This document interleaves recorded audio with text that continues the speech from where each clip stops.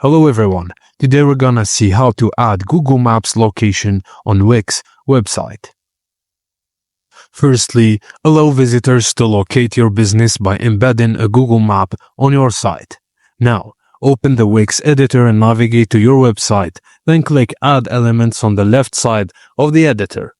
Go to Contacts and Forms, then Maps or Full Width Maps. Drag and drop the map onto the desired section of the page. Click Manage Locations to configure your map. One location, add a single business location, multiple locations, add different businesses, branches, or landmarks. To change map settings, click on the map element in the Wix editor. Click the settings icon and customize the settings. Zoom level, map, and satellite views, show zoom controls, enable street view, show directions link, and finally allow dragging. And that's it guys, as simple as that.